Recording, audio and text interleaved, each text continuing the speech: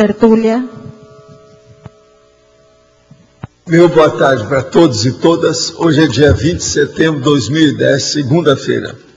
O verbete é 1697, 4 páginas, 42 logias e 8 máximas. A autora do verbete é a professora Dulce, que está aqui para ser filmada na cadeira do réu, ou da ré. Aí, o tema do verbete é ataraxia. A especialidade é homeostaticologia. Definição. A ataraxia é a condição de homeostasia caracterizada pela imperturbabilidade da consciência perante circunstâncias, contingências, realidades ou para-realidades de origens intra- ou extraconscienciais, resultantes do autodomínio das emoções, que é a psicossomatologia, e do predomínio da razão, que é a metalsomatologia.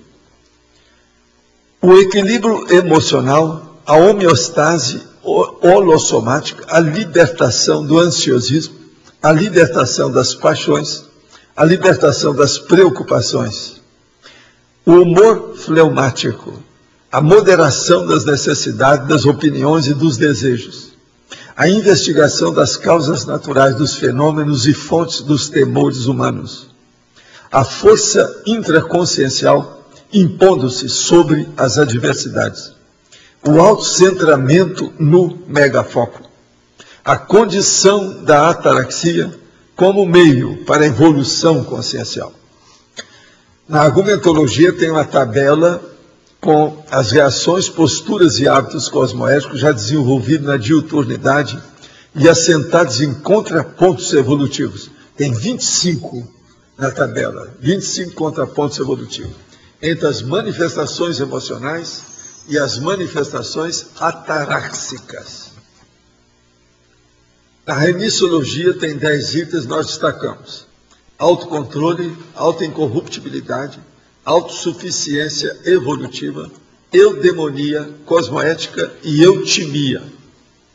Frase enfática: a hegemonia diuturna multidimensional da auto-organização pensênica frente aos emocionalismos autoassediadores lastreia a imperturbabilidade teática da condição ataráxica máxima. Qual o grau de imperturbabilidade alcançado por você perante os percalços da cotidianidade da vida humana? Você já domina as emoções mais comuns e avassaladoras da lucidez ou ainda subjuga-se a tais condições? A pergunta.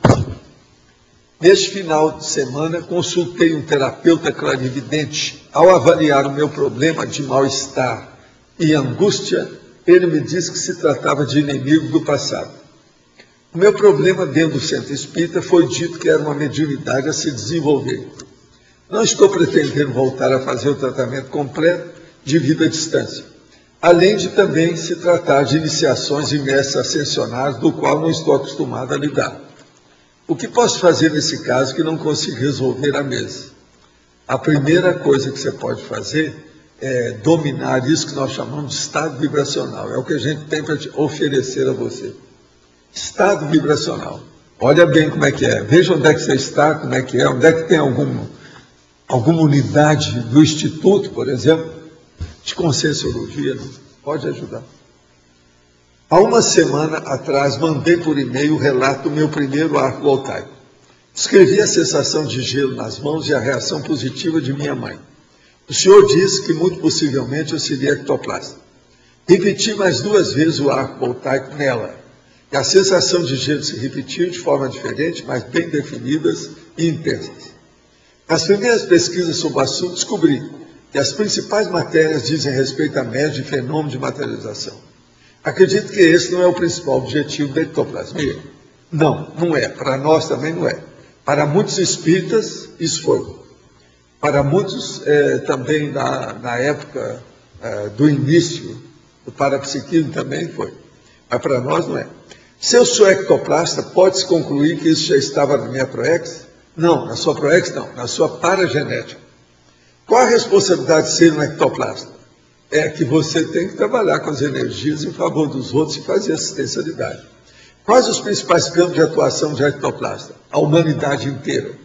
A assistência e também a para-humanidade inteira. Né? Tudo é. Né?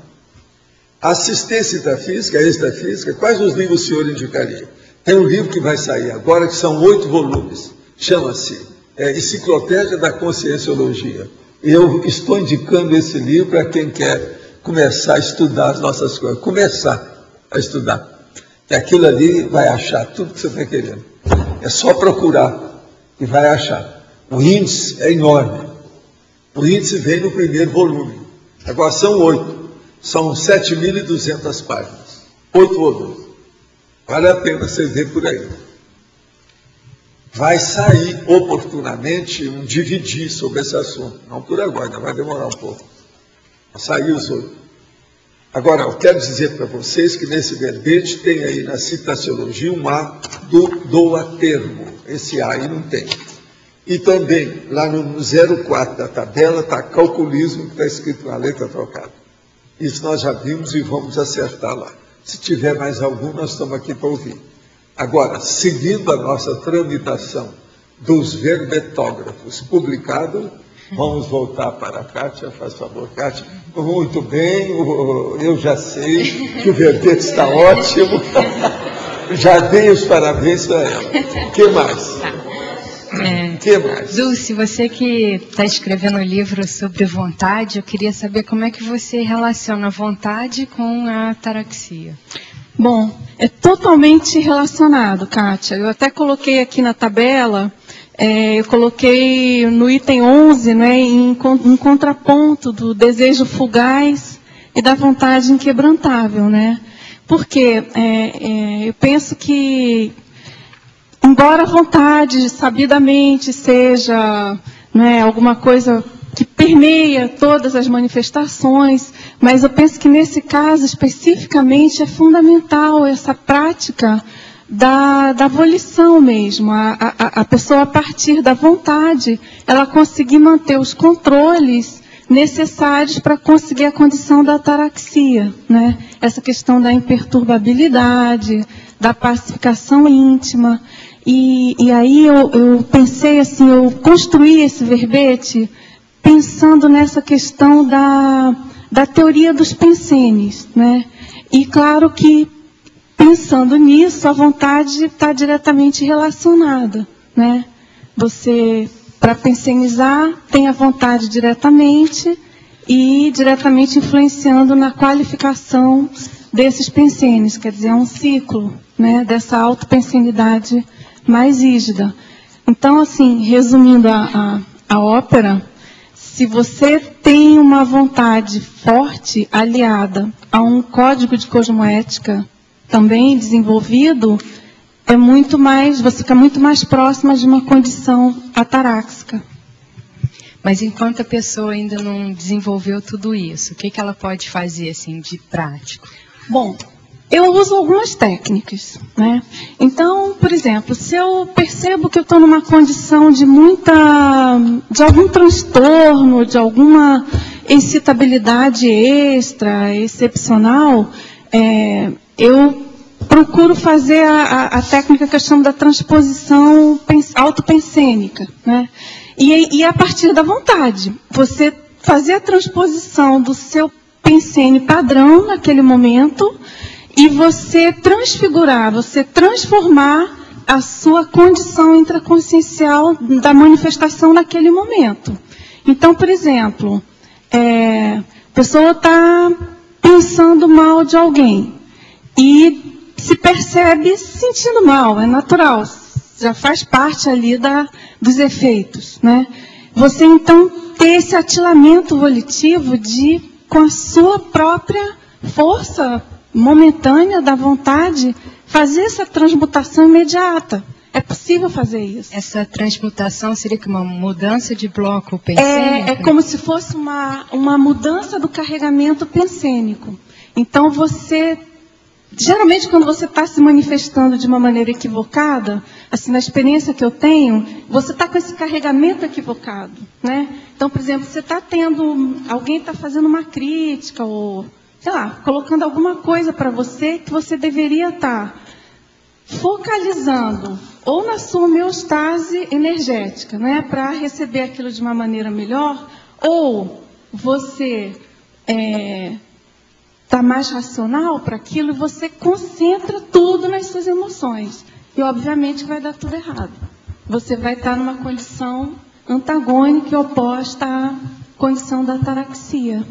Entendeu? Então, quer dizer, é um exercício que não é nada fácil, nem simples, mas é bem possível. Porque você pode fazer isso nas pequenas práticas, né, cotidianas. Bem assim, corriqueiras. Agora, nisso daí, nessa transposição pensênica, qual o peso da questão de praticar EV, trabalhar com as energias no momento? Você já teve experiências assim de fazer isso simplesmente só mudando a transposição, sem nada de energia? Como é que foi? Eu já fiz, eu já consegui. Eventualmente eu consigo, mas eu consigo por quê? Eu consigo quando eu sei que, na média, a minha condição holossomática ela está 51%. Se eu tiver 49%, fica bem mais difícil, né?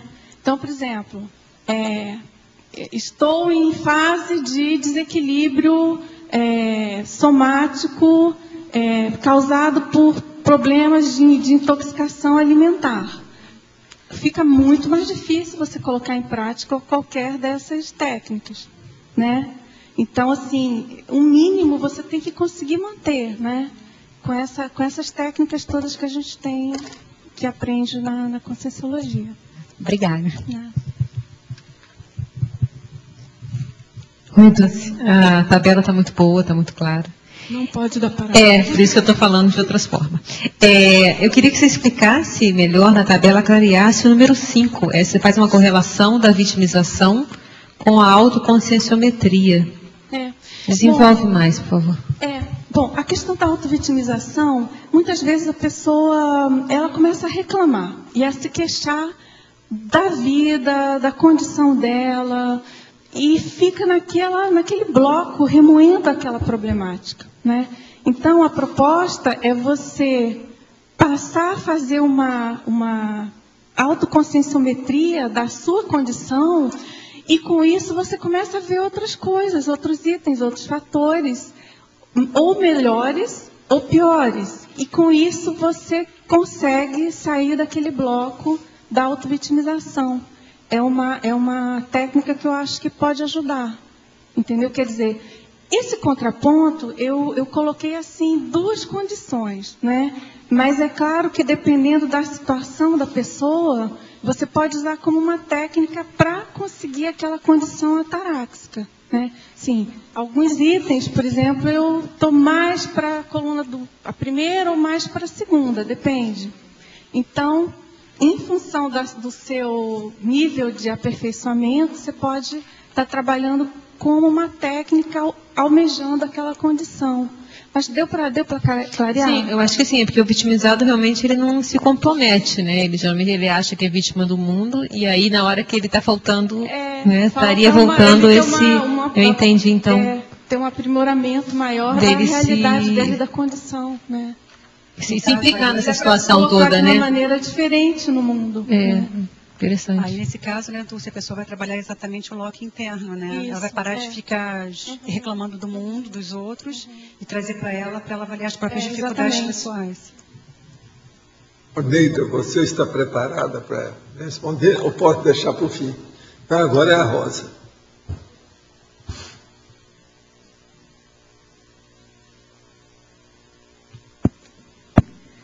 Bom, eu gostei do verbete, professor Valdo, não posso fugir da... Principalmente porque assim eu fico mirando... Isso é uma novidade, ninguém falou nisso até agora. Não, é porque às vezes eu fico mirando eu já falei isso para a Dulce, eu fico mirando assim o modo dela ser assim, para poder ver se eu fico igual, entendeu? Mais pacífica, mais diplomática, mais macia. Eu queria ser mais macia. Quem devia estar aqui hoje é a turma do Conselho dos 500, né? Pois é. Grego puro. Então, aí eu queria, Dulce, duas coisinhas aqui. Na quarta linha da fatologia, você colocou a moderação das necessidades, das opiniões e dos desejos. Queria que você falasse alguma coisa e depois fosse para a exemplologia. E ampliasse um pouco mais cada item da exemplologia. Bom, esse gancho aí também eu peguei dos filósofos, né? Na verdade, esse verbete, ele praticamente eu tentei permear com a questão das ideias do helenismo. Eu não sou nenhuma especialista, sei um pouquinho, enfim, li alguma coisa, com os conceitos atuais da conscienciologia, né? E aí a gente pode remeter àquele próprio verbete Crescendo o Helenismo, Conscienciologia. Acho que tem uma relação bem direta com esse tipo de abordagem. Mas, enfim, a questão da moderação, da moderação das necessidades, das opiniões e dos desejos, em relação à ataraxia, acontece que você, muitas vezes, extrapola e coloca sonhos de consumo irrealizáveis ou até fora da sua necessidade evolutiva, e com isso você sai totalmente do seu eixo e vai para uma busca que ela é impossível, né? E com isso você se distancia cada vez mais de uma condição ataráxica.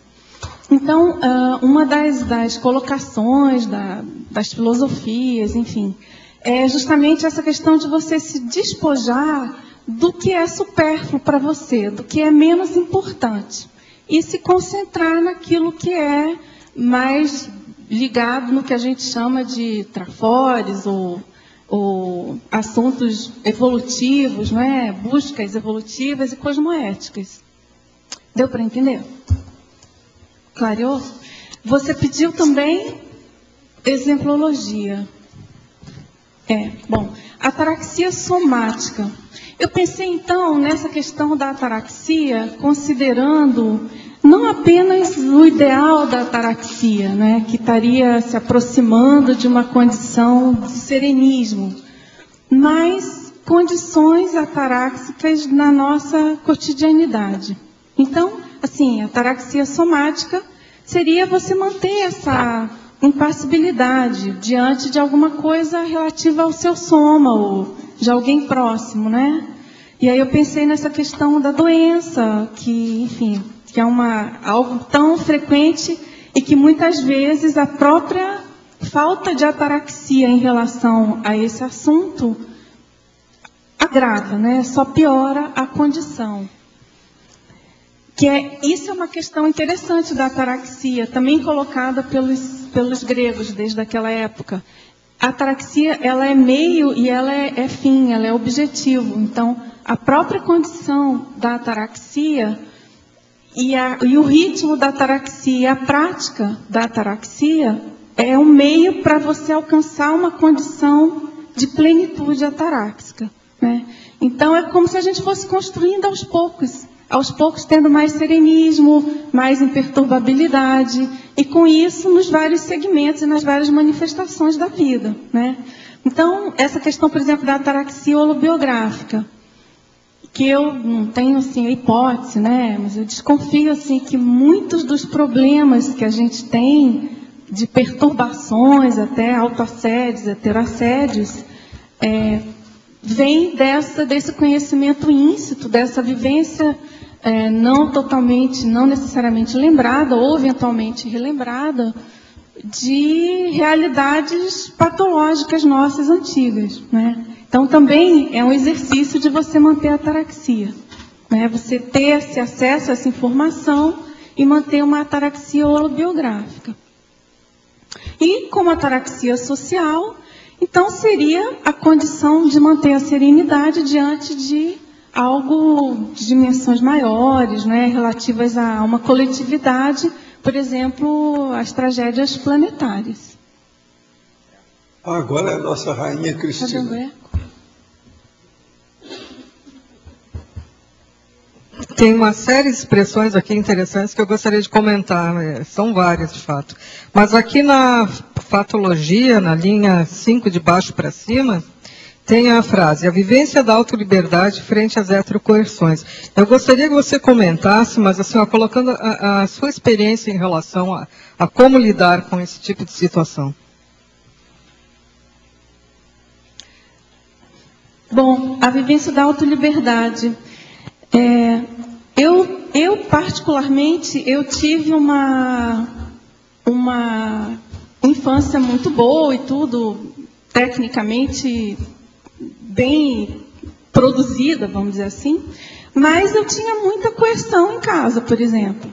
Né? Coerção, uma educação muito rígida, né? Era proibido fazer muitas coisas, inclusive não podia falar na refeição, não podia comer batata frita, chips com a mão, enfim.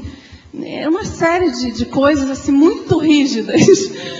E eu desenvolvi uma série de táticas muito interessantes da minha autoliberdade. Eu acho que obtive certo êxito. Por exemplo, as minhas leituras eram bem propícias, assim. Eu me sentia muito livre com esse exercício. A questão de estudar também, eu estudava muito desde pequena. A minha relação com a natureza também era uma maneira de exercitar a liberdade. E, enfim, eu acho que durante a vida, eu estou falando de coisas muito leves, né, muito brandas, mas você pode pegar como exemplo assim, as pessoas que têm situações muito caóticas, muito críticas, e que conseguem se sobressair, conseguem reverter a situação e lidar com isso de uma maneira muito, muito produtiva, né? E assim, o exemplo extremo, eu colocaria a questão, por exemplo, dos escritores que conseguem, no cárcere, produzir obras, e, enfim. Você e vários agora estão começando a me criar um problema. Então agora tem que falar assim, cadê o segundo verbete? Cadê o segundo livro? Esse é o segundo então, verbete. Agora nela, cadê o terceiro verbete? Pois nós agora vamos ter que aumentar esses números todos, a situação está ficando precária para o meu lado. Tem que mudar as perguntas. Agora, Neide, é a sua vez. Eu sou um pouquinho retardatária hoje, né? Mas, assim, eu gostaria que tu fizesse uma correlação da ataraxia com a técnica da megaforização. Qual é a correlação que você faz? Olha, essa pergunta sua é ótima, Neida. Eu até já anotei aqui para inserir a palavra megaforização. Fazer esse verbete, obviamente, para mim foi um mega desafio, né? Porque a minha distância, a Dulce Serenão não é menor do que Dulce Ataraxia. Então, a questão da megaforização, assim como todas essas práticas ataráxicas, elas são uma coisa assim que é tão distante do nosso cotidiano que achar palavras, achar expressões, práticas, é difícil, foi bem difícil para completar esse verbete. Então, eu até fiz uma colocação, assim, pensei, né, uma coisa interessante, que é essa questão da linguagem, né, do vocabulário acompanhando o desenvolvimento da história, da civilização. E hoje, assim, no meu momento evolutivo, como que eu tenho poucas palavras para descrever essa condição da ataraxia? Então, assim, a megaforização é uma condição que eu acho totalmente dentro dessa prática, né? Uma condição avançada. E eu pude realmente, com as práticas aqui no Tertuliário, eu pude realmente, acho que eu pude vivenciar algumas condições bem tranquilas. Uma vez teve a megaforização e eu passei por uma experiência muito difícil, saindo daqui, enfim. E eu me comportei assim, exemplarmente. E eu tenho certeza... Ataraxicamente, foi perfeito. E claro que aquilo foi efeito da megaforização. Então, acho que é uma técnica que a gente tem que aprender a desenvolver, não sei como, nem quando, mas, enfim, é um item aí para a conquista, né? Agora, para te dar uma dica, para você pensar, você pode colocar mais um antagonismo, que é o seguinte, o antagonismo, fleuma, serenológica, ou se você quiser, da autodesperticidade contra a insensibilidade do serial killer. Antagonismo. Fleuma, do desperto. Agora, barra insensibilidade do serial killer. O que você acha? Isso aí liquida com o assunto. Dá a síntese de tudo isso aí. O que vocês acham? Funciona? Parabéns. Parabéns para você. O Valdo ainda tem... Liquidou, é assim que o povo fala. Detonou, liquidou. É isso? Não, agora mandei para o escambau. O Mário que gostava de vir. Não, o Valdo mandou para o escambau. Ainda existe verbetólogo para falar? Não, até agora não sei não. Se eu posso... Todos já foram. Tinham 5. Pode fazer. Agora, tem ela, né? Que ela está repetindo, tem ela. Fala alguma pode coisa falar. sobre você. Ela pergunta para si Só própria. tem ela. Pode falar. Não, é o seguinte, ela pegou um tema aqui que é bem da filosofia grega, né, de epicurista. Outra coisa, depois nós temos que perguntar, que tem um filósofo ali do lado, seu colega lá, ele acabou de chegar. Não, esse é... Eu estou dando tempo para ele ler. E ele é profissional. Ele tem que ficar pronto. Ele é profissional. Agora, essa ataraxia que vem dos epicuristas, resumindo, era uma ausência de preocupações, uma paz,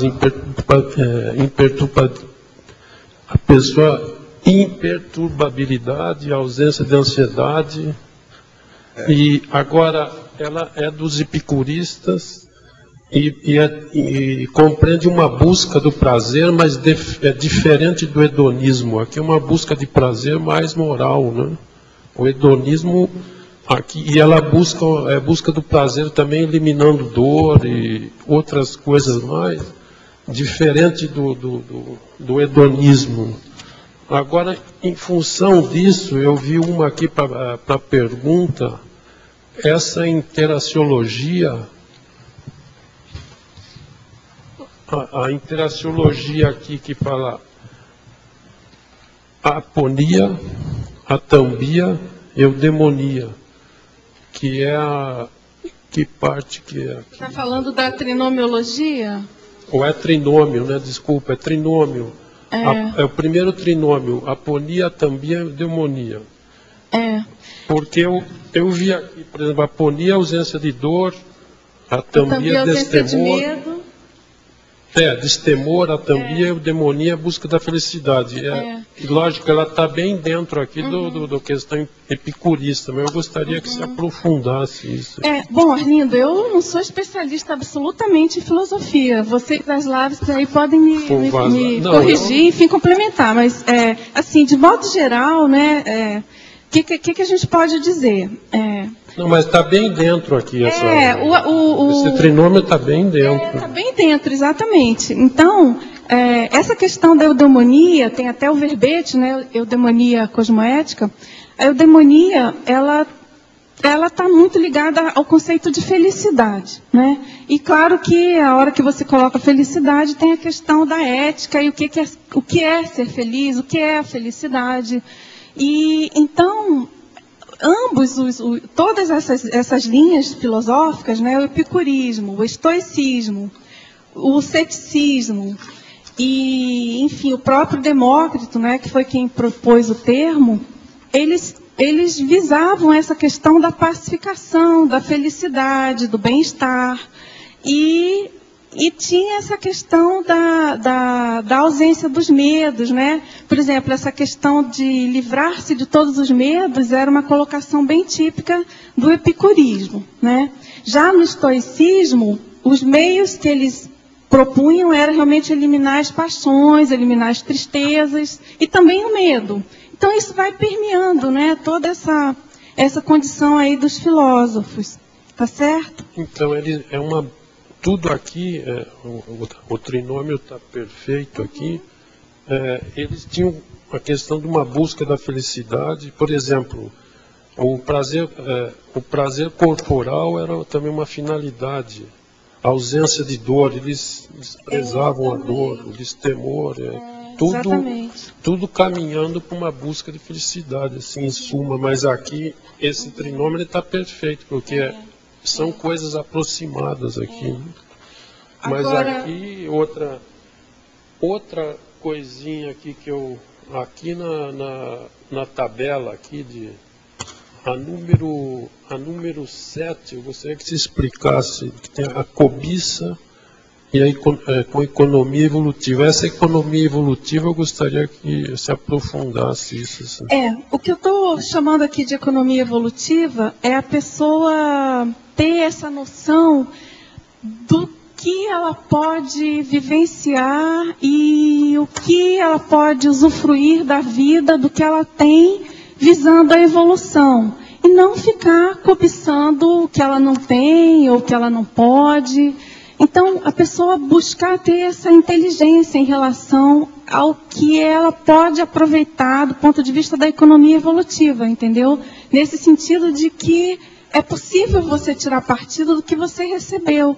Não necessariamente aquilo é um ideal que você tenha escolhido, óbvio, assim, especificamente, mas de você pensar naquilo como algo que pode ser aproveitado, né? Então, eu estou usando esse conceito de economia evolutiva, tanto dos seus aportes, né?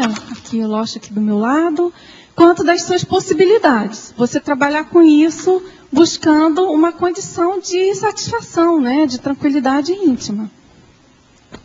Clareou, Arlindo? Correto, está perfeito. Agora, aqui na fatologia 1, 2, 3... Em qual, Arlindo? Na 6ª linha da fatologia, aí também se pôs um termo que está bem por dentro, a afasia, que é uma reserva de opinião que o filósofo tinha. No caso, a afasia seria aquele silêncio filosófico, né? É a questão de você suspender o seu juízo, suspender a sua crítica, e com isso você faria vamos dizer assim, uma omissão superavitária. É aquela questão do na dúvida abstenha-se, e com isso você então consegue manter uma condição de acalmia, né? De mais tranquilidade. Você não vai ficar afoito em querer dar uma opinião, ou criticar, ou ter um juízo sobre alguma coisa. Tá no certo? nosso caso aqui seria de bastante uso isso, parece, né? Essa afasia, ela pode ser utilizada. Pois é. Pode ser utilizada em várias. Eles chamam de silêncio filosófico. Tudo bem, obrigado. Não precisa falar que tá bom, né?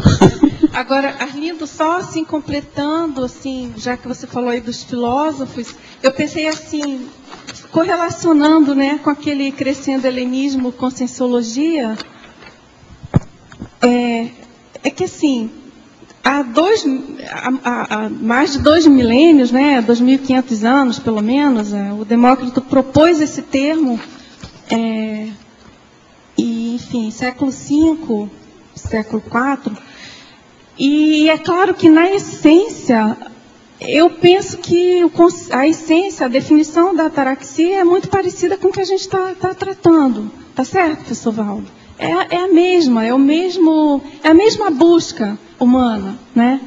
E aí a gente pode fazer esse crescendo, pensar no crescendo do que a conscienciologia oferece como recurso e como dinâmica para abordar esse assunto.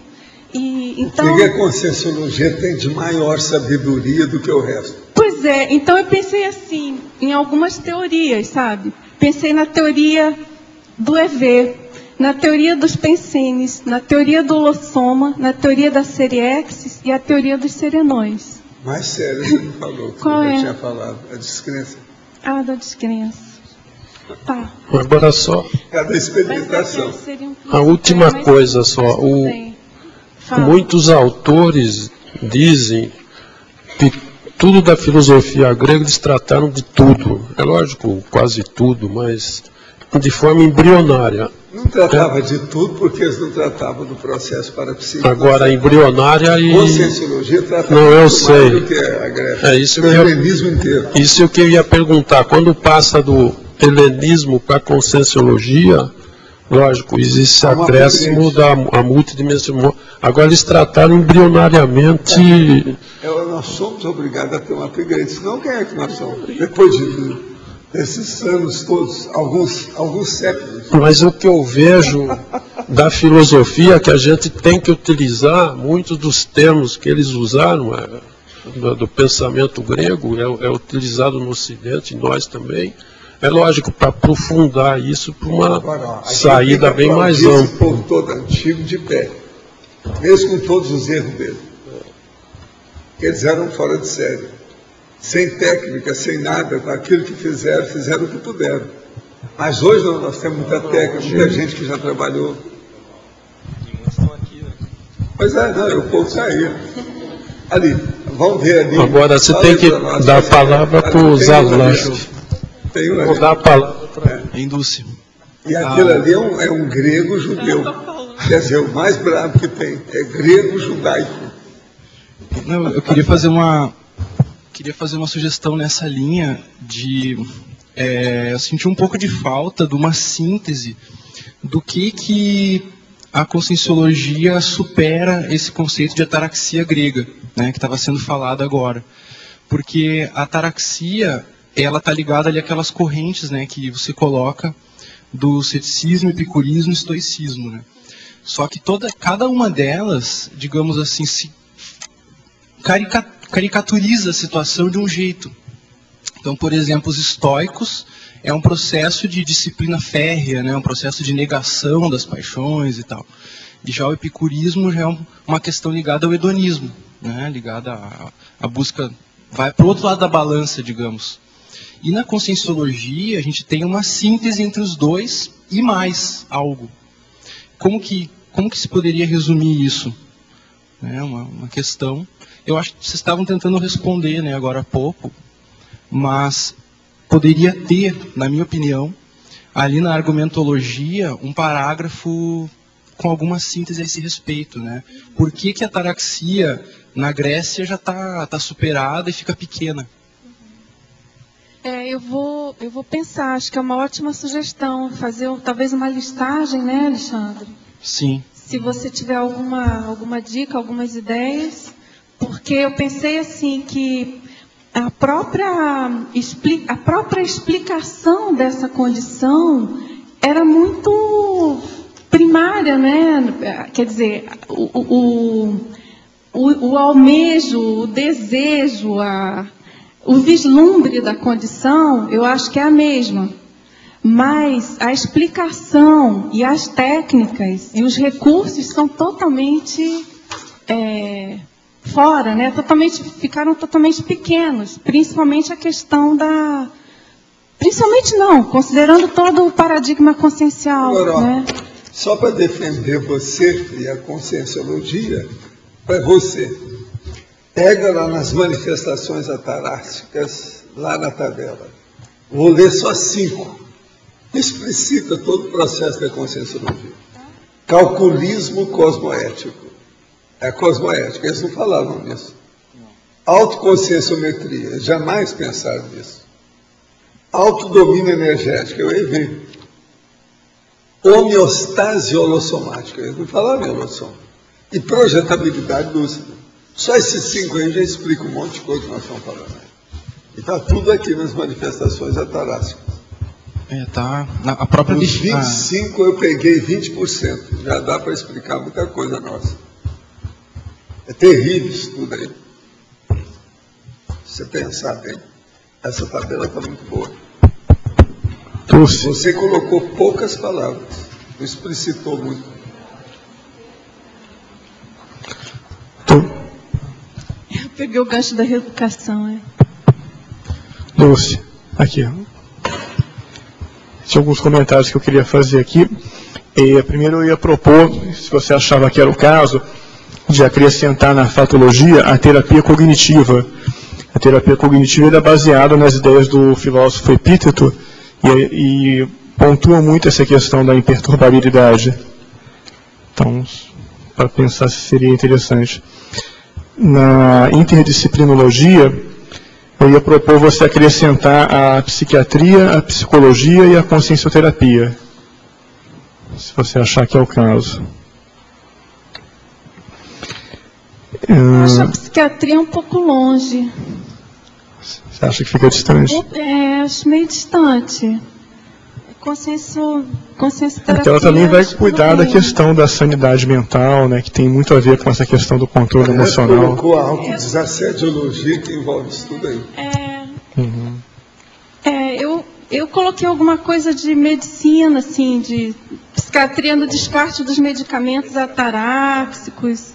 Eu acho que como disciplina, acho fraco aqui, acho distante. Tá. Né? A psiquiatria eu acho distante. Né?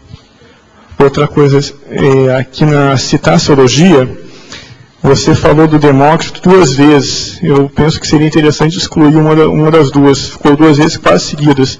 A citação do Demócrito. A segunda, né? A segunda pode tirar, né? Boa. Obrigada. Fica muito perto. Claro. E por último, eu queria te perguntar, assim, porque esse tema, ele me lembra várias especialidades da conscienciologia, né? A primeira que me vem à mente não seria a homeostaticologia, seria a despertologia. Então eu queria perguntar a sua opinião, por que você escolheu essa especialidade? Roberto, eu pensei bastante sobre essa especialidade e eu confesso para você que eu realmente queria trocar. Por quê? Quem me deu, o professor Valdo... Trocar por quê? Não, eu pensei, serenologia, enfim. Mas eu acho que essa é em cima do lance. Não tem, entendeu? A desperticidade, ela foge, porque você tem que buscar isso aqui, independente da desperticidade. Entendeu? Isso aqui é primário, é básico. Sabe? Assim, não é especificamente um assunto da desperticidade. É óbvio, o desperto, se não for ataráxico... E nem também é assunto da serenologia. Não é bem ele antes. Ele é assunto de pré-serenologia. Lógico. É a homeostaticologia. Deixa eu só colocar o ponto que eu acho aí, nessa condição da classificação. Eu acho que aqui, essa homeostaticologia, ela está perfeita, porque muito da ataraxia é entendida como equilíbrio íntimo. É o processo do equilíbrio íntimo. Você não se abala mais com nenhum tipo de paixão, não é mais perturbado por isso. Então a ataraxia está muito relacionada a isso, a ter um equilíbrio íntimo. E equilíbrio é o estudo da homeostática. É nesse aspecto eu acho que ela está bem encaixada, quer dizer, seria o mais preciso. Desperto que eu penso que é uma consequência disso, é um caminho para isso. Mas, porque o desperto é que consolida essa condição efetiva. O desperto é que consolida essa condição mas se for raciocinar, mais definitivamente. Consolida uma série de condições. Se você for pegar por aí, então várias coisas vão cair em despertologia e meio que descaracteriza. Despertologia, com certeza, é um outro patamar. Mas a ataraxia é algo que a pessoa pode alcançar antes da desperticidade, a meu ver.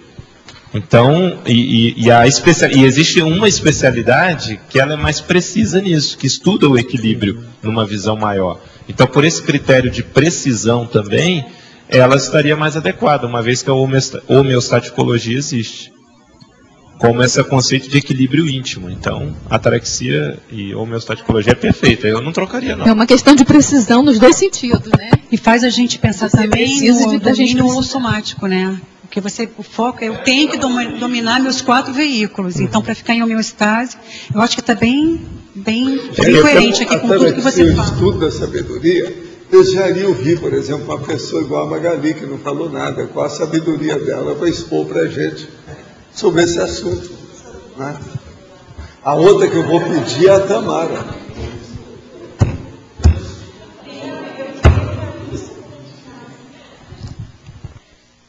Quer ver a sabedoria do meu povo? Meu povo, estamos na época da eleição, precisa a gente ver. Eu estava lendo aqui, ainda não terminei de ler o verbete, porque eu estou... Você ainda não está pronta, é assim que fala no filme americano. Eu ainda não estou pronta. Ainda não estou pronta. Mas eu estou achando bem interessante, porque é algo que todos nós aqui estamos buscando, né? E eu li na tributologia, que é autodomínio pensênico, né? Você colocou já iniciando no pensene, não na energia, né? Porque a homeostasia, a gente sempre pensa na questão energética também, mas realmente é uma atitude pensênica, né? Antes de mais nada. O pensene, ele é mais próximo desse conceito por conta dessa coisa da homeostasia, sabe? Do equilíbrio... E tudo começa aí nessa questão de mudança de bloco, né? Que é a partir do pensene, que é uma atitude. que a pessoa toma para ir começar a modificar tudo, né? Uhum.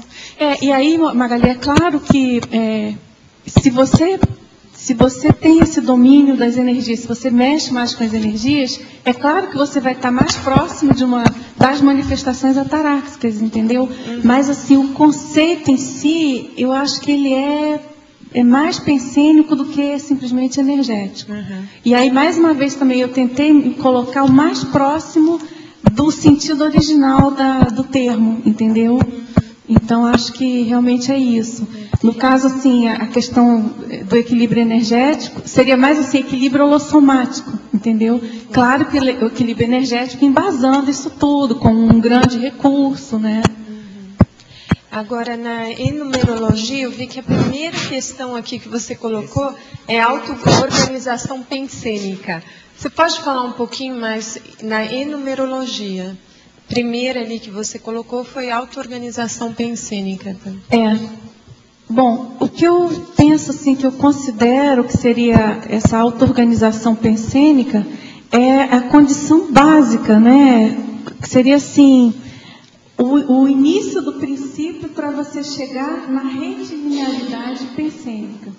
Então, por exemplo, é você adequar o seu padrão pensênico, a sua autopensenidade, da melhor maneira para aquele momento que você está vivenciando, né? Essa modulação do carregamento pensênico adequado ao momento que você está ali, vivenciando alguma situação, né? Que eu observo assim, que muitas vezes você está em condição não homeostática, de não tranquilidade, ou de não imperturbabilidade, por conta dessa inadequação do seu padrão pensênico.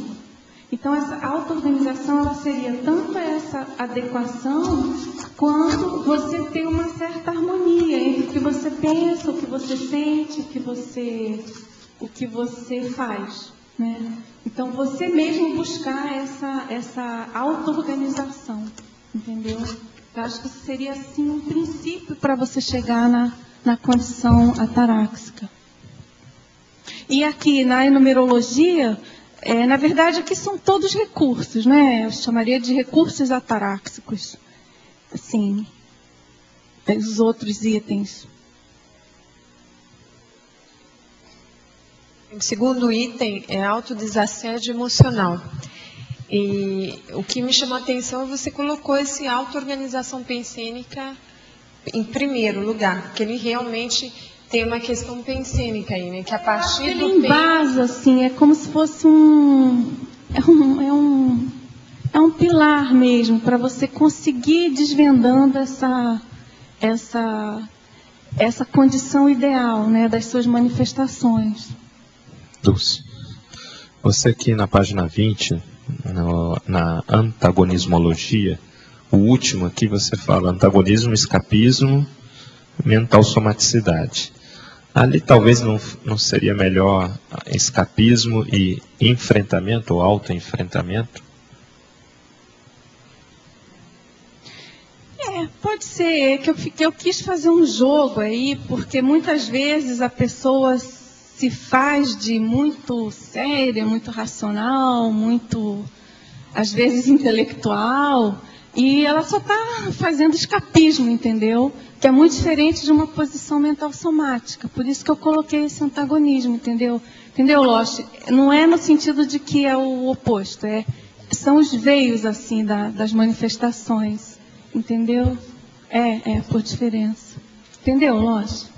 Entendi, mas até dentro do que você acabou de falar, talvez um termo que refletisse isso da pessoa, quer dizer, um falso posicionamento, né? Quer dizer... eu coloquei também, que o antagonismo, apatia e acalmia, na mesma linha.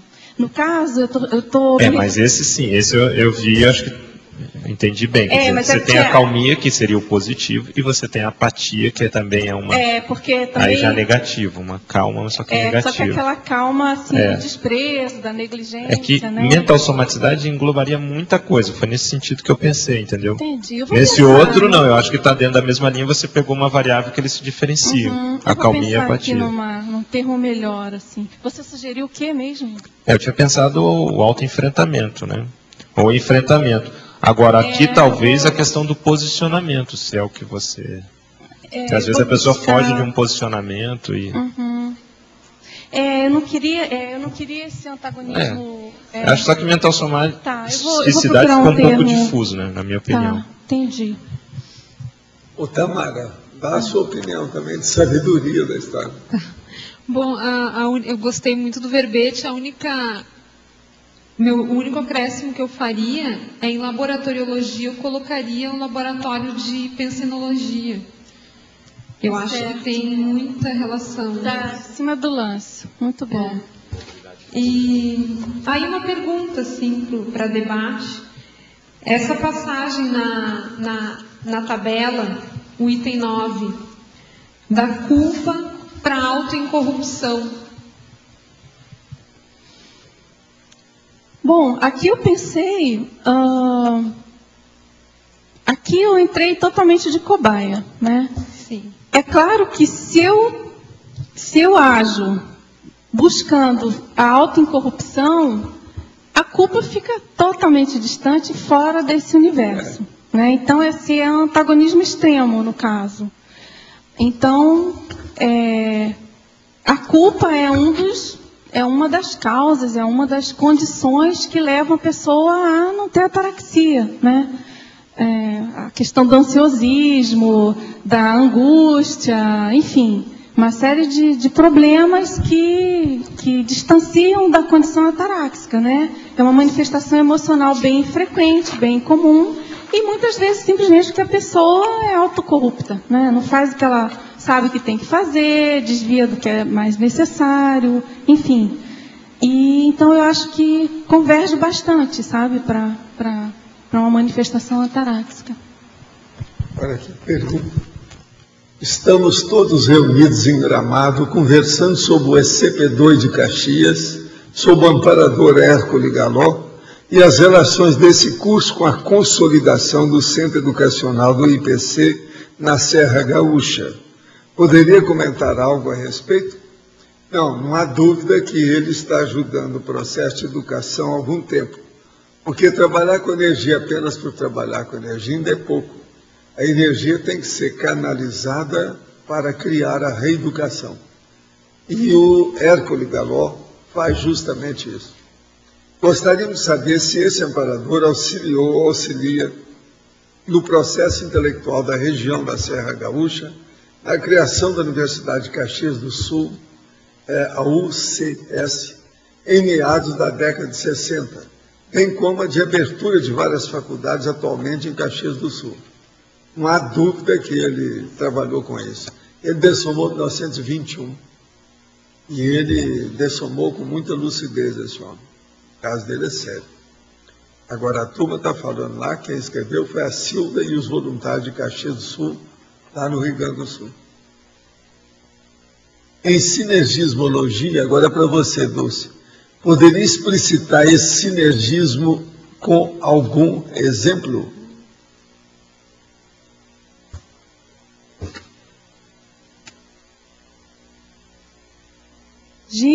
A autovivência da sincronicidade dos fluxos cósmicos.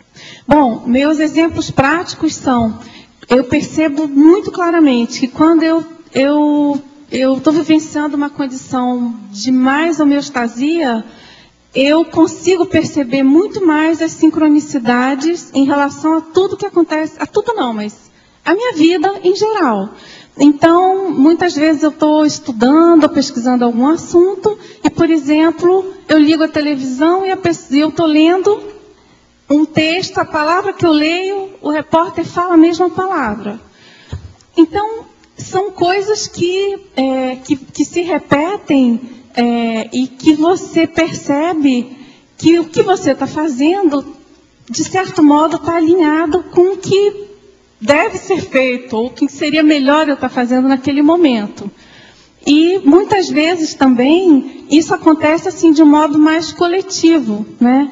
Eu estou pesquisando algum assunto, ou estou pensando em algum assunto, e outra pessoa também, e essas coisas vão acontecendo e vão convergindo para atalhos que a gente está trabalhando. Então, eu acho que isso tudo ocorre em função de uma condição de homeostasia, de um certo equilíbrio que seja temporário, momentâneo, daquela fase da vida, ou às vezes mais frequentemente. Então eu relaciono isso a essa condição ataráxica. Outra para você. Em tecnologia, poderia acrescentar o item as técnicas avançadas da consciência lúcida? Está falando para acrescentar. Será que ela quer? Querendo que eu explique? Será? Pois é, mas se acrescentar o item. Pois é, mas deve ser para fazer alguma observação. Bom, as técnicas avançadas da consciência lúcida, no caso, é o emprego das técnicas da conscienciologia São que mais centenas. se adequam à condição da pessoa, né? Aí tem que entrar a autopesquisa e a consciência lúcida aplicar o que for mais propício para ela. Não é ninguém que vai estar dizendo, né? Agora aqui. Primeiro informo que o Guilherme nasceu às 8h41 desta manhã. Peço-lhe que me diga alguma coisa sobre como está minha filha. Sobre o tema da tertúlia, mesmo já tendo havido o nascimento do meu neto, continuo tensa, como se houvesse algo que eu tenho que fazer e não estou fazendo. O que faço para encontrar a fonte dessa tensão e alcançar o estado de ataraxia? Isso é uma vovó, né, pedindo, apelando, né? Vê o que você faz com a ataraxia aí. O que você acha? O neto nasceu às 8h41. Eu acho que você tem que pegar o neto no colo, cantar cantigas de ninar, fazer bastante EV para ele, que vai ficar tudo calmo. Fazer EV, não é isso? Então o processo é fazer EV. Ela já deu a saída, eu acho importante. Agora a outra. Em fatologia, primeira e segunda linha, poderia aprofundar os itens libertação do ansiosismo e libertação das preocupações? Olha, então, ainda tem isso. Gostaria de entender na prática, pois embora seja bem calmo na maior parte do tempo, tem período de ansiosismo, havendo pessoas que dizem que eu fico meio atacado e agoniado.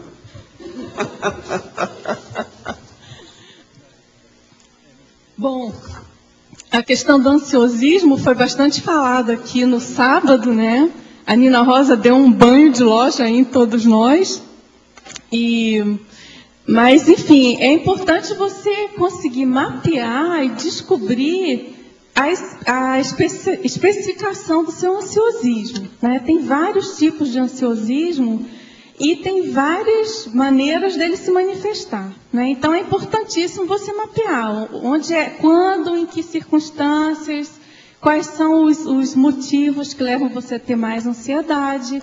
E, com isso, você consegue... tem o verbete, ansiedade, ansiosismo, acho. Com isso você vai conseguir definir melhor aí as técnicas para suplantar, né?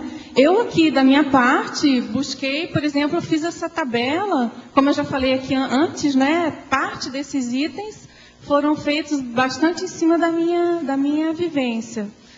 E eu acho que o que é mais importante realmente é a pessoa conseguir descobrir as técnicas que mais se adequam à sua condição.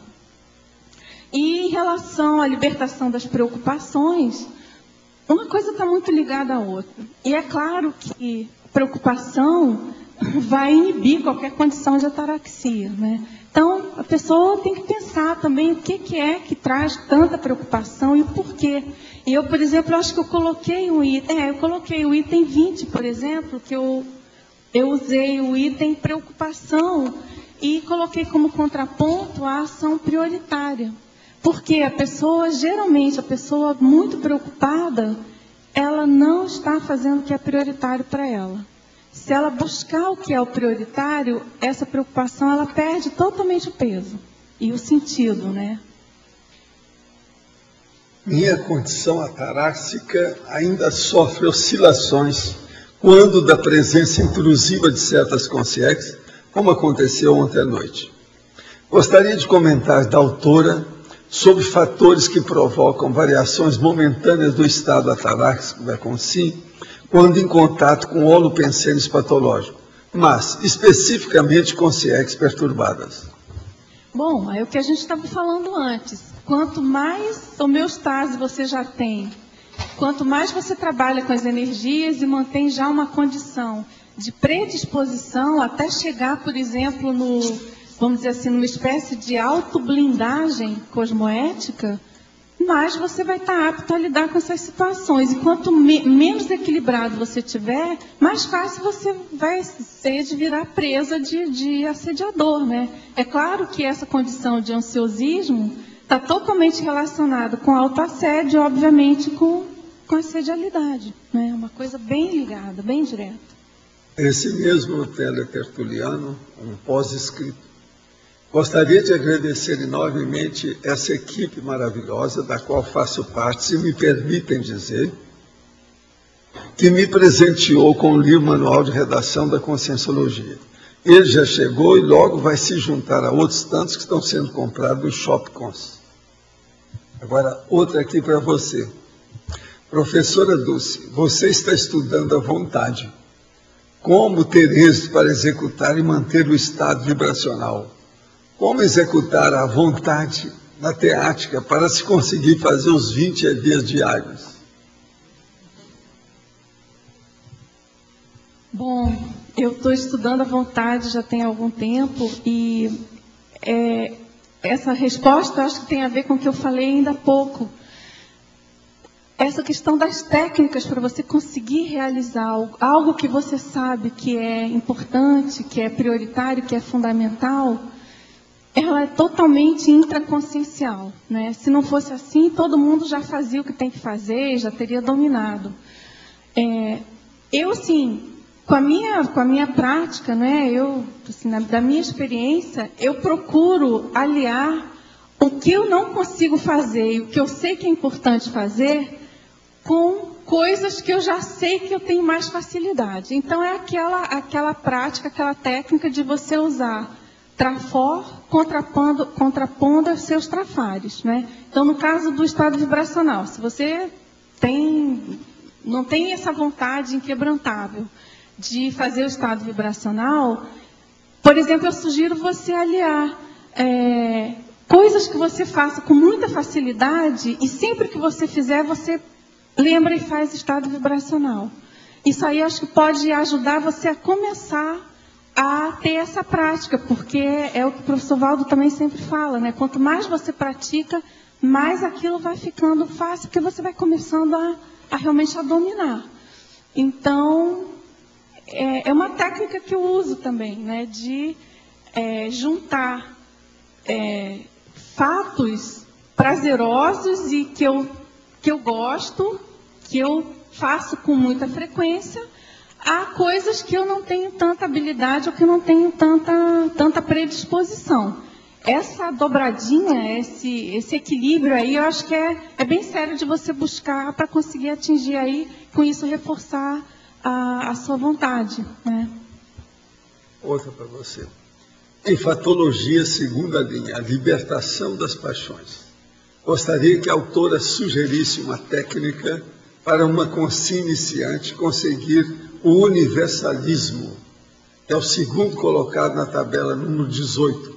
Paixão, universalismo. Pois é. Olha, como eu falei para você ainda há pouco, né?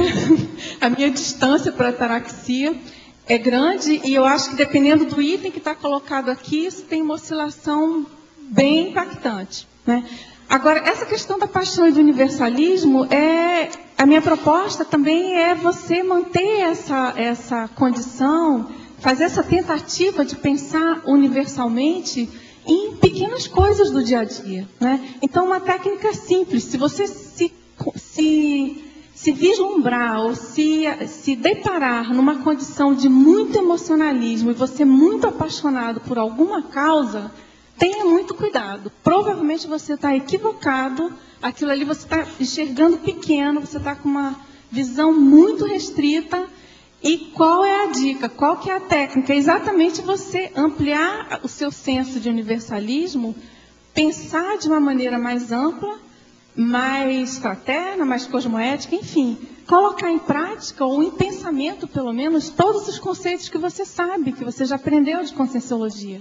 Né? Aí é aquela questão da teoria buscando a prática. Você coloca pelo menos a teoria na frente e pensa que aquela sua paixonite é irrisória, é mínima, enfim. Se coloca na condição, se imagina, por exemplo, ser um amparador de função, e como que fica ridículo e minúsculo aquela sua paixão. Eu acho que isso funciona, comigo funciona às vezes. Outra, como saber se tem um amparador ou não?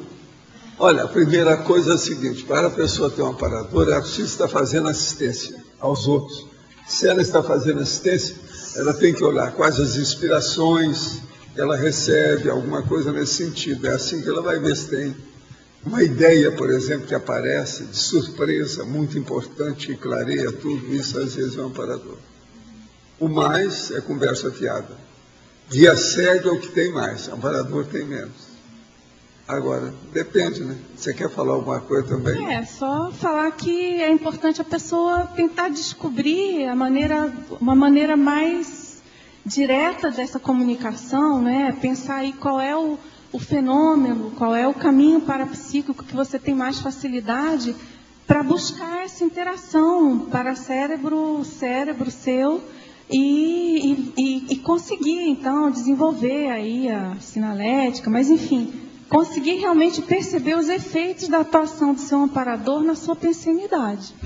Isso aí, com o tempo, assim, a gente sabe, as pessoas que estão se dedicando, ou tenepsistas, ou que estão escrevendo, ou fazendo pesquisa, ou buscando atalhos de alguma maneira, às vezes dando uma aula, né? O Sovaldo fala muito, melhor maneira de você se aproximar do amparador é você fazer assistência, né?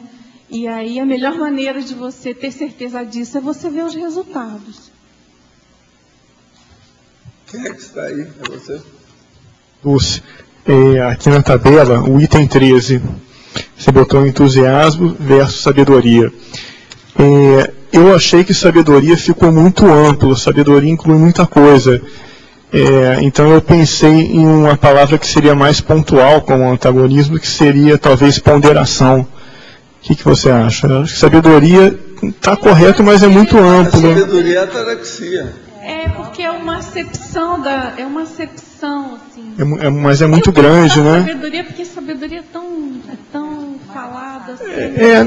Não é errado, mas eu acho muito grande, né?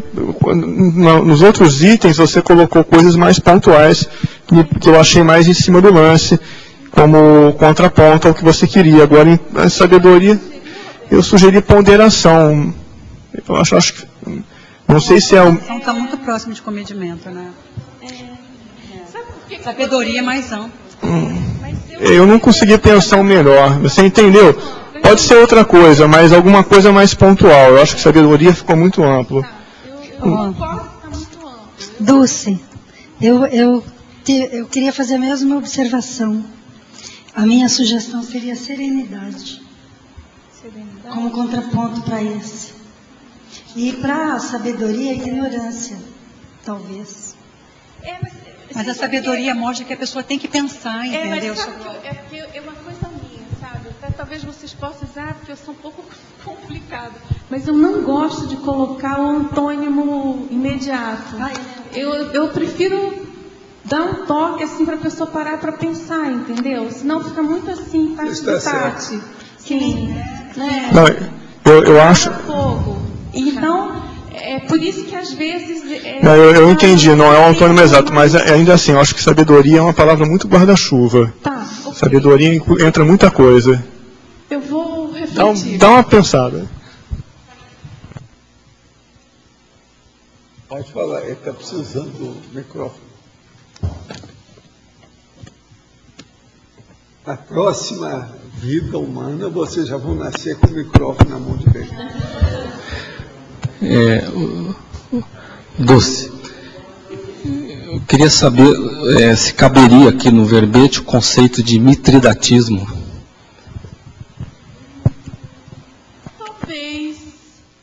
Talvez, não deixa de ser, né? Você tem um mês para você decidir isso. Acho que sim.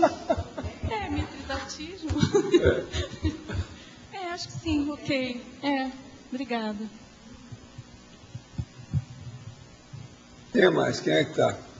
O professor Oswaldo não falou nada hoje. Faz favor, isso aí é dessa sua sabedoria. Ele é professor de alto nível. Faz favor, fale aí sobre a ataraxia para a gente.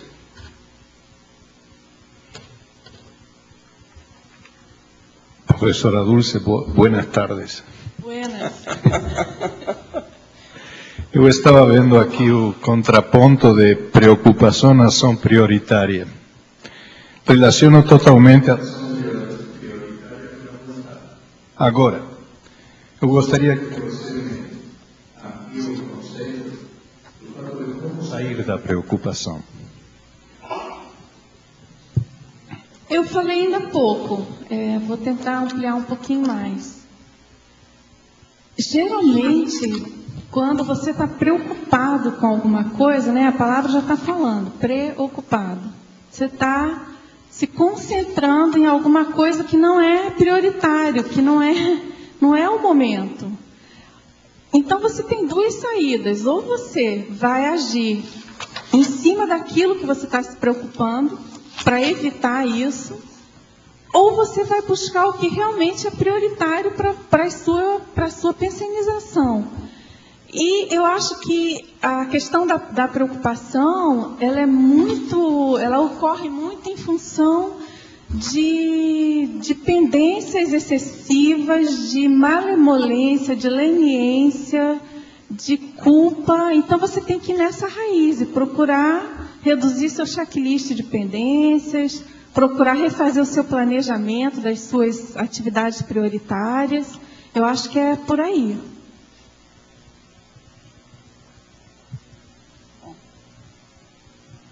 Quem é o próximo agora? Quem é que está aí com o microfone? É Dulce, aqui na letra B.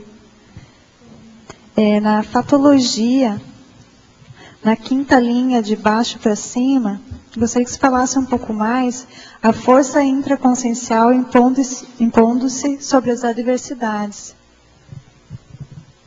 relacionada à ataraxia. Justamente, aqui é a condição da ataraxia se manifestando na sua plenitude. Se a pessoa tem essa questão da ataraxia desenvolvida, e se ela se manifesta de modo ataráxico, ela vai estar empregando o máximo que ela tem de força intraconsciencial. Não importa as adversidades, não importa as influências externas. Essa é a questão principal da ataraxia, entendeu? É a pessoa manter essa imperturbabilidade e ela se mantém como um fulcro, como um eixo de manifestação homeostática em função do que ela é, do que ela já conquistou, independente de toda a perturbação externa. Tá certo? Clareou? Sim, clareou. E não sei se tem como incluir, como fala de ataraxia, condição de homeostasia, eu pensei na relação da admiração e discordância, porque nessa interação, muitas vezes você não concorda com algumas situações, né? É uma técnica interessante. Muito bom. Dulce. Eu estou anotando. Posso falar? Você poderia ampliar mais aqui na tabela o item 11?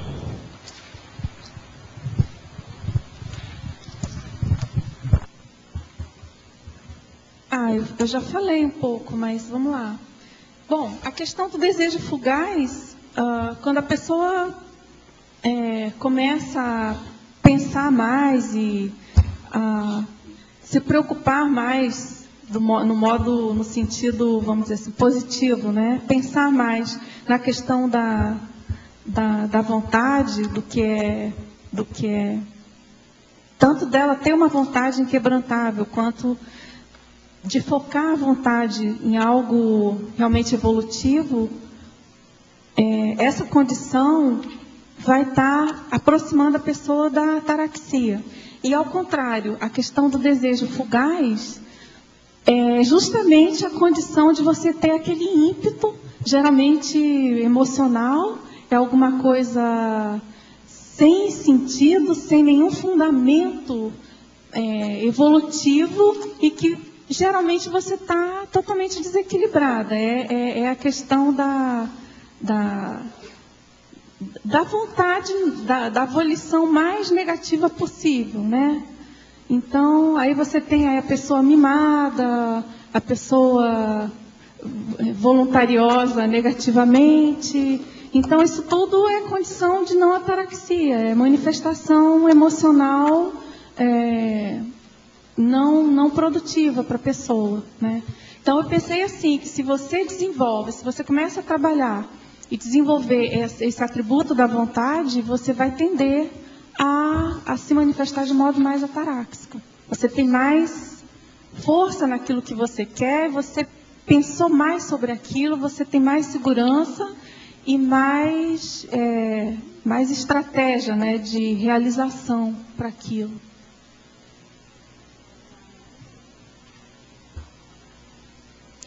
Na interaciologia, a primeira interação, a interação processo-telos, você podia expandir um pouquinho mais?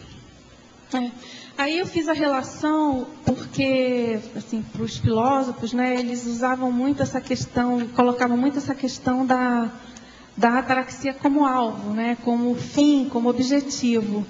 E também, ao mesmo tempo, ela é o processo, porque ela é que vai promover a condição ataráxica. Mas é a própria manifestação, durante todo o processo de você se manifestar de modo ataráxico, você vai chegar num fim de uma ataraxia mais plena e mais estabilizada. Então, eu joguei com essa interação, entendeu? Obrigada. É um ciclo, né? O uróboro ataráxico, no fundo. Dulce, aqui.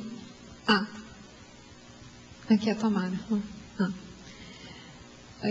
Sobre a condição de ataraxia, dando um depoimento pessoal, às vezes que eu consegui atingir essa condição, eu estava com um princípio de descrenciologia, né? Sempre a dubiopensanidade, a descrenciologia, diante das situações, das experiências que eu vivenciei, que me trouxeram essa condição de ataraxia. Eu não sei, talvez eu esteja errada, mas eu colocaria aqui em pensenologia a dubiopensanidade e também em principiologia o princípio da descrença. Tá. O princípio da descrença eu acho bom. Eu acho que seria interessante. Bem, acho bom. Ok, Tamara. Eu acho que ele tem relação com a ataraxia. Quando a gente consegue ter uma postura de descrenciologia, a gente consegue ter mais equilíbrio nas situações. Concordo com você. Ok. Obrigada.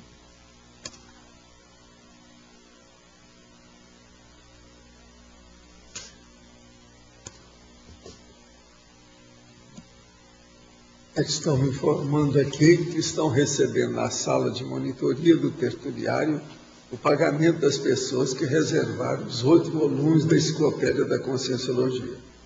Aguardamos o acerto para fechar o pedido com a gráfica. Atenciosamente, equipe do tertuliário. Agora, pergunta. Gostaria que a verbetóloga, não é verbetógrafa não, verbetóloga, discorresse sobre as expressões constantes da mitologia, a queda do mito do temor divino e a queda do mito da salvação através da dor. Se possível, situar em que momento histórico surgiu essas patologias do ser humano. Teria sido com os concílios papais, quando da estruturação do cristianismo? Mitologia. Bom, a queda do mito do temor divino, essa questão dos mitos, né, acho que desde que existe a humanidade, os mitos estão presentes. E a questão do medo é uma das causas básicas da condição da ataraxia. E justamente o medo o temor do divino, do que está fora do alcance do homem, é o que embasa, né? É o que embasa os grandes medos, inclusive o próprio medo da morte, né? Que é uma das causas, que é o item seguinte, que é também uma das causas da condição da não ataraxia e uma das buscas desses antigos ideais filosóficos, inclusive. Era você se desprender desse medo, da tanatofobia, tá certo? E a queda do mito da salvação através da dor, isso vem justamente com o desenvolvimento das religiões. Aí eu acho que a gente já pode colocar mais em relação ao próprio cristianismo, né? Mas é toda a questão, no caso do sofrimento, embasando uma condição de complacência e de contraparte de atingir a condição final ataráxica, que seria conquistar o céu, por exemplo. Tem uma pergunta logo depois de outra pessoa que é a mesma coisa. Em mitologia, a autora estaria relacionando esses ritos aos processos religiosos? E qual a correlação com a ataraxia? Você está respondendo. Acabei de falar, né? Agora aqui. É possível que o amparador use o puxão do cordão de prata do projetor para resgatar alguma consciência da baratosfera mais rapidamente? Eu acho que já aconteceu isso comigo 2 vezes e o fato de não sentir ressaca energética. Eu não tenho enviado perguntas frequentes, mas tenho assistido todos os dias. E o mais legal é que os verbetes dessas 2 semanas têm a mesma abrangência dos outros. Tenho aprendido muito. Muito obrigado ao CAEC. De modo que a situação está aí, clara. É isso? Agora, quem é que está faltando? Eu estava pensando, não sei se cabe, Dulce, na patologia, a vivência do paradigma consciencial.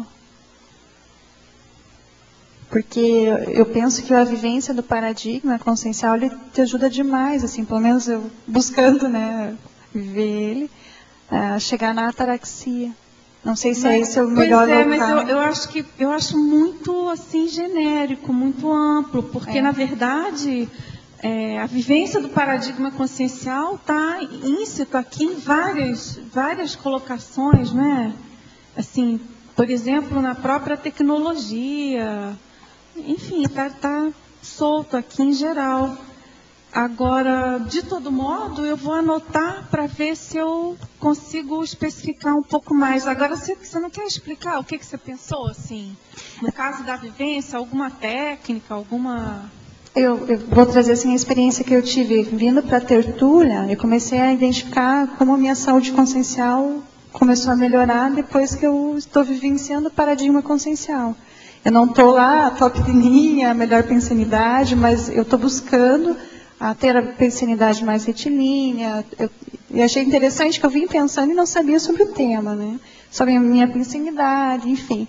E eu pensei no paradigma consciencial, que isso está me ajudando demais. Sair do outro paradigma, né, convencional, da SOCIM, e entrar no paradigma consciencial, que é a pensanidade sadia, a busca né, do equilíbrio emocional, domínio energético, enfim, ele está no texto, mas eu pensei que é forte falar isso, né, o paradigma consciencial. Eu coloquei um item que eu acho que é bem dentro disso que você está falando, que eu chamei de as técnicas conscienciológicas eudemônicas, que é justamente esse cabedal que a gente tem na conscienciologia de cada um empregar a técnica mais conveniente aí para os seus déficits, considerando justamente o paradigma consciencial. Mas, enfim, eu vou pensar aqui, eu acho que pode ser pertinente inserir esse termo. Tá bom, obrigada. Agora é o professor Oswaldo, faz favor. Dulce, você poderia ampliar o conceito do contraponto 25 de vulnerabilidade pontual e refratariedade contínua? Sobretudo, o último dos pontos. Oswaldo, aqui eu coloquei esse, para fechar aqui a tabela, é um contraponto extremo, vamos dizer assim. Então, eu parti dessa questão da quebra óbvia e primária da ataraxia, que é você ter aquele ponto nevrálgico, né, algo pontual que faz você sair do eixo, sair da homeostase, e você buscar, numa condição máxima ou melhor, maior, você se manter na condição do equilíbrio contínuo, né? Na refratariedade, quer dizer, você não sair do seu eixo, não sair do seu megafoco, do seu equilíbrio maior. Então, seria realmente um contraponto mais amplo aí nesse caso. Defesa, exatamente. Dulce, aqui, eu ia fazer exatamente essa pergunta do 25, mas aí, relacionando com essa outra da fatologia, que é a quarta de baixo para cima, a refratariedade emocional. Eu queria saber como é que é isso, essa refratariedade emocional na prática, assim. Na prática, a gente vai buscando, né? Mas, assim, pelo menos na teoria, a gente precisa vislumbrar um negócio para poder um dia chegar por lá, tá certo? Mas eu acho, assim, que tem algumas, como sempre, tem algumas técnicas que você pode estar buscando, né? Então, assim, por exemplo, você se precaver. Se tem algum tema, algum item, algum assunto, alguma pessoa, algum contexto social, enfim, alguma coisa que você já sabe que você tende a ficar desequilibrada, só cabe a você cuidar disso para abortar o problema, entendeu? Então, assim, a busca dessa refratariedade, ela começa em você fazer esse mapeamento ponto a ponto, do mínimo, do básico, e você aos poucos ir conseguindo, né? Até que você consegue mais itens, mais tempo, enfim, você vai aumentando em quantidade e em qualidade essa condição. Volta. Na pergunta do último teletertuliano, eu fiquei a impressão que, como ele entrou num outro assunto no final do texto dele, acabou não sendo respondida a pergunta do primeiro parágrafo. Ele fez uma pergunta sobre o cordão de prato, alguma coisa assim. Sim. Só que depois ele entrou no outro assunto e aí passou batido. Ele está perguntando se tem alguma consciência que pode, mas ele está na cara que ele nem respondi por causa disso, que isso tudo pode acontecer. O caso, às vezes, eles não mexem diretamente no cordão de prata, mas mexem na psicosfera da pessoa, ela volta para o corpo. Entende como é que é? Agora, ele vai sentir, às vezes, algum repuxão no cordão de prata. Está entendendo? Eu não respondi por causa disso, porque ele falou que não sentiu ressaca energética, né? Então, pode estar assistindo. Se ele tivesse sentido alguma ressaca energética, aí já poderia pensar em guia cego, assediador ou qualquer coisa. Tudo indica que ele está certo. Agora, o caso é anotar isso aí e ver o que vai acontecer daqui para frente. Quando tem esses fenômenos, eles costumam ocorrer diversas vezes. A pessoa costuma ver como é que é, tira a conclusão. Às vezes eu não respondo tudo porque é tão óbvio. Entendeu? É por isso. Quem é que está com o microfone aí? Alguém que é o próximo? Como é que nós estamos? Ô Luiz, você com todo o seu processo paradoxal não vai falar nada perante a sabedoria dos gregos? Como é que fica isso? Vai ficar segurando o queixo aí durante 2 horas? Não está certo.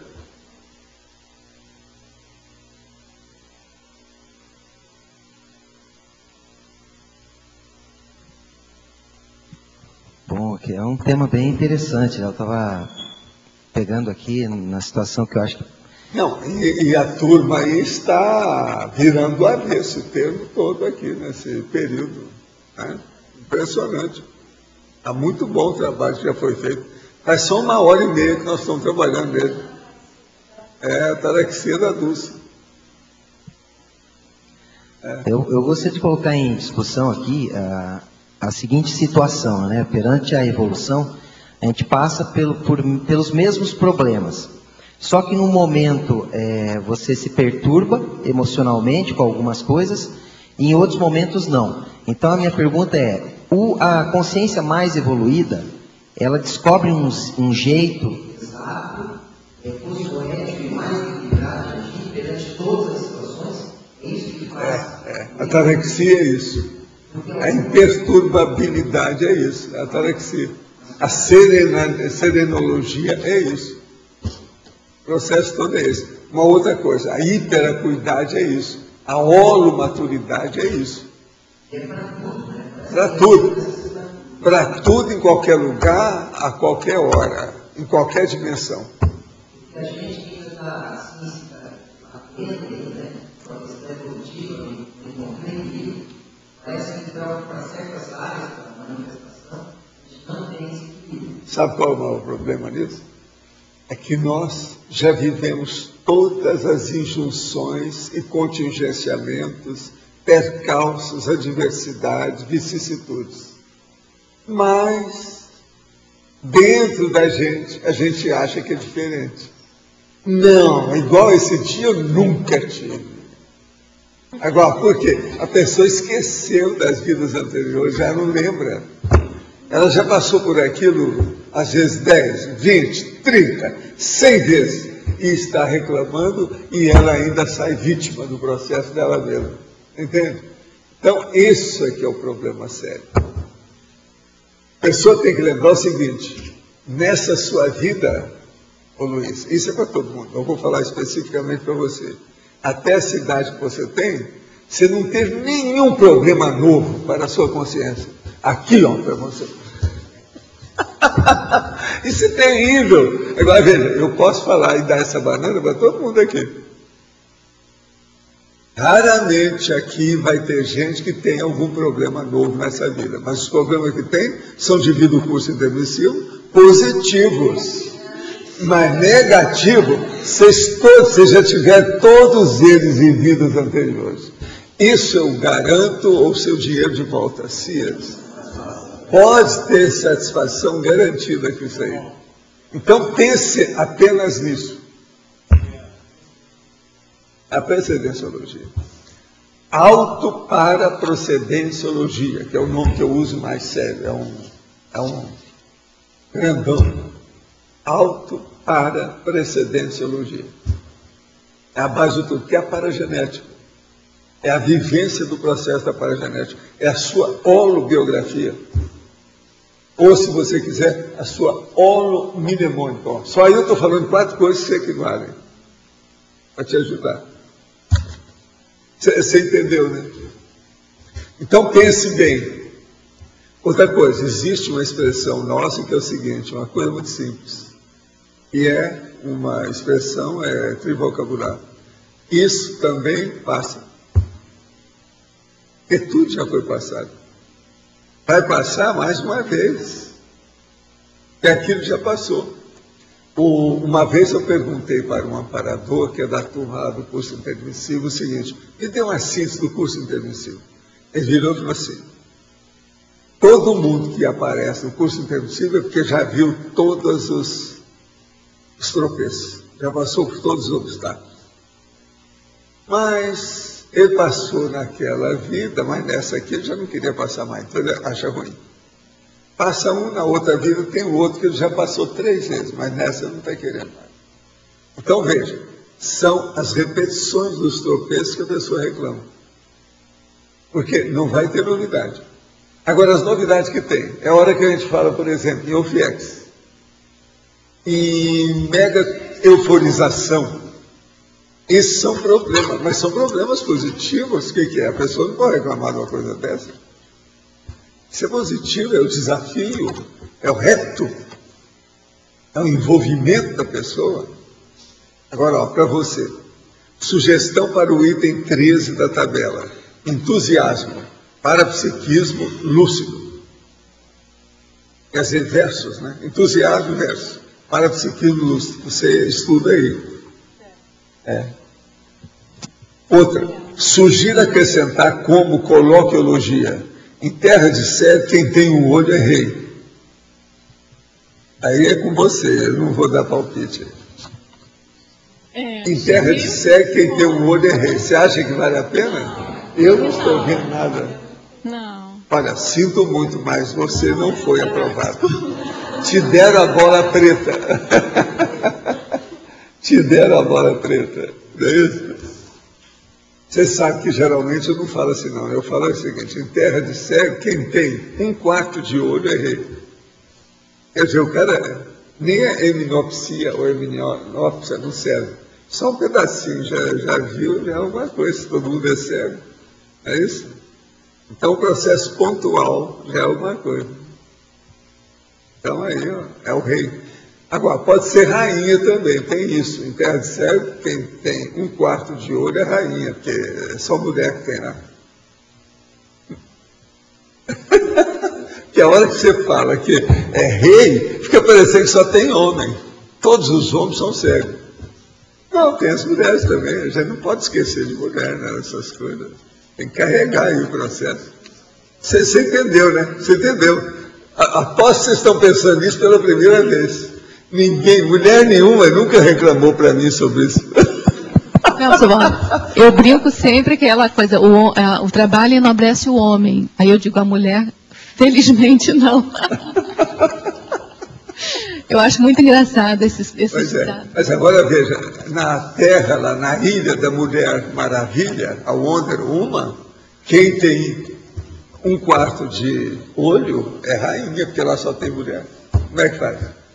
São as Amazonas da ilha da Wonder Woman. De modo que, como é que fica? Vocês estão vendo que o processo de condição de homem e de mulher é sério, esse processo. Tem que estar estudando. De vez em quando tem que falar. Por isso que eu repito tanto, homem, mulher, tal. Para ver se expõe o processo. Ou fica pensando que eu estou só aplaudindo as mulheres. Não, eu estou aplaudindo todo mundo. De bombardear as mulheres. Pois é. O processo é esse. Mas a gente está ajudando todo mundo. Claro, está certo. O problema é ter uma visão de conjunto, cosmovisiológica, universalista.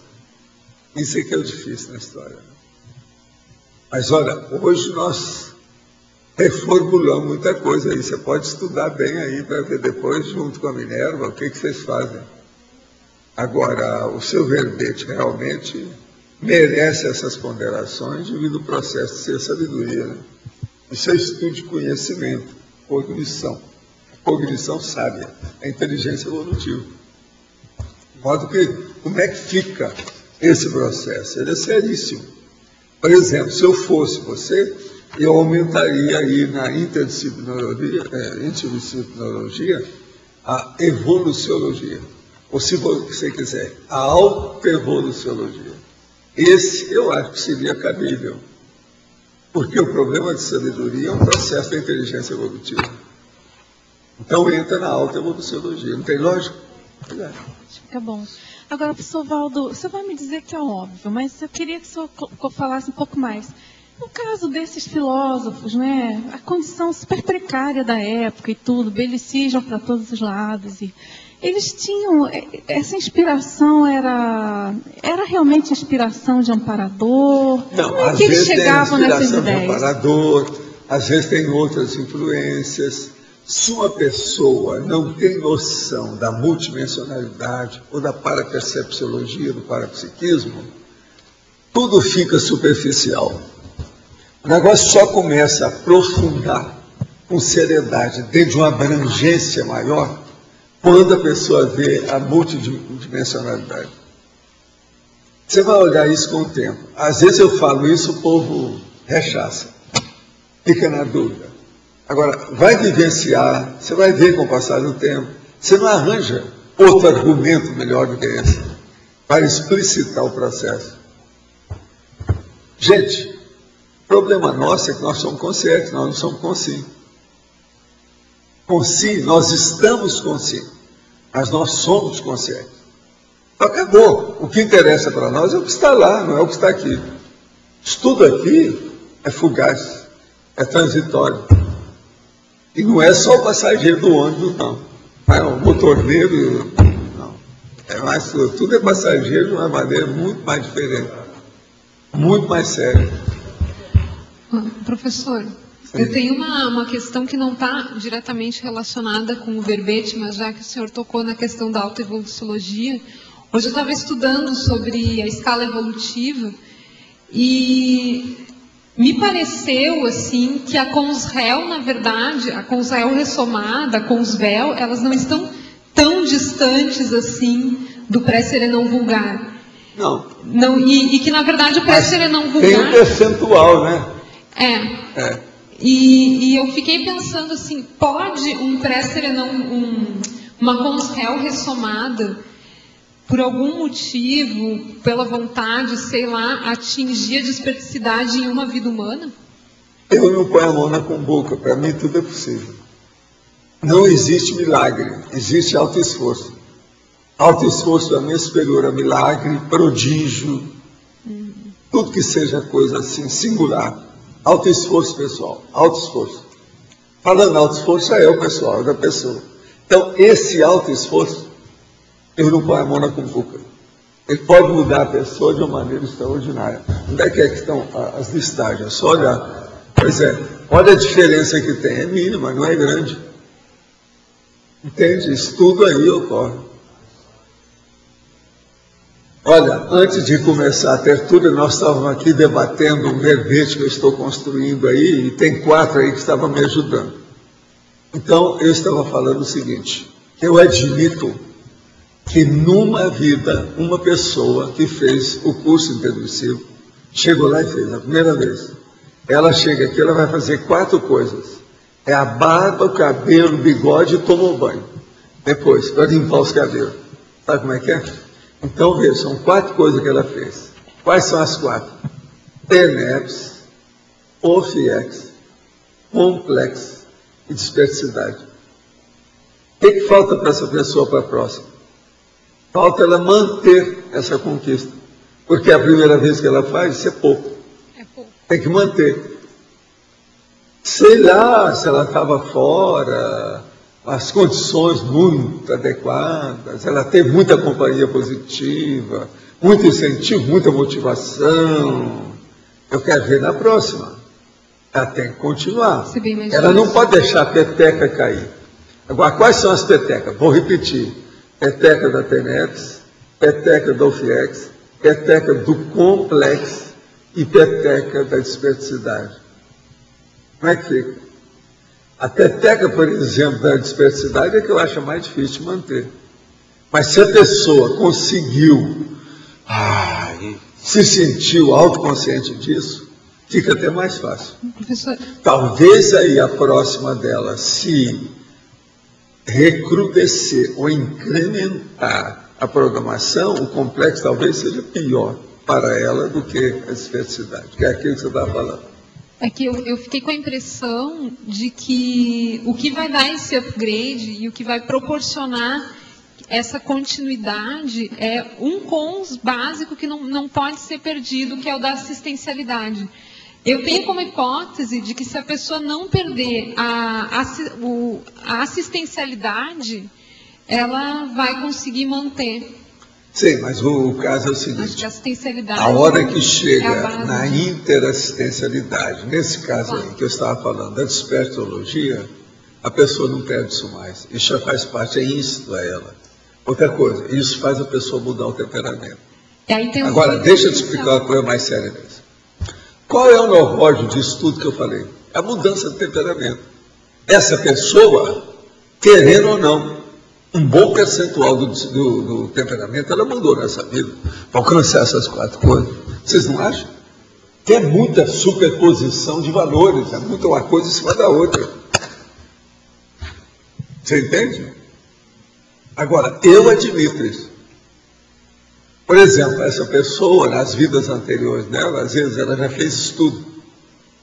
Ela foi pitonisa, ela fez assistência dentro da religião. Ela cumpriu certos empreendimentos, às vezes construiu até coisas inteiras, cidades inteiras, uma opção de coisa, de geopolítica, uma opção de coisa. Então, como é que é? Isso tudo leva ao processo da dispersidade. Então, faltava a ela, talvez, uma induçãozinha, entende? No caso aqui, indúciozinha, não é isso? Faltava a taraxia do processo. Você está entendendo como é que é? Faltava era isso, para a pessoa se encaminhar. chega nessa vida, ela teve o curso de emissivo, deve ter pensado muito naquilo.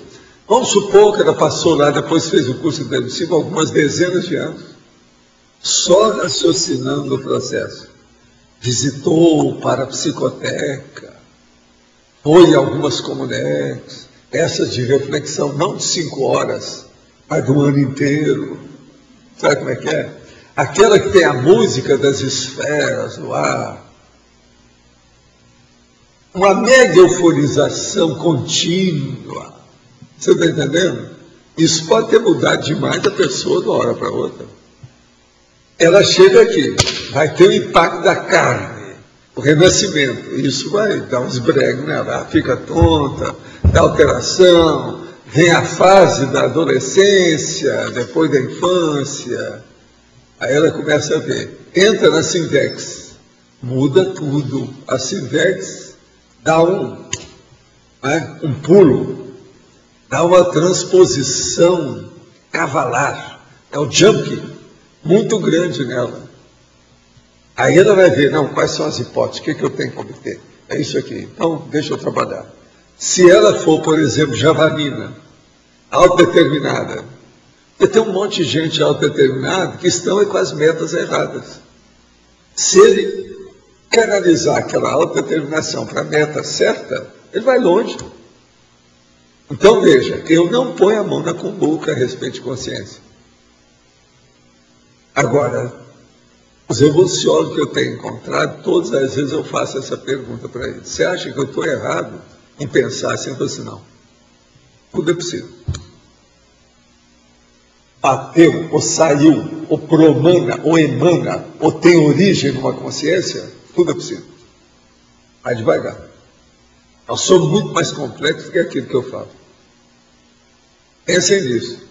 Gente, nós não entendemos quais são os detalhes da nossa complexidade, que nós não lembramos de todos os problemas da nossa holomnemônica, da holobiografia, da paragenética, das retrovidas milenares que nós temos. Como é que fica isso? Isso é muito sério. Pense bem, quais são as últimas 100 vidas que você teve nessa dimensão? Outra coisa, já pensando que nessa época você já não era mais gata nem cadela, já era gente, já era primata pelo menos, tá certo? Como é que fica?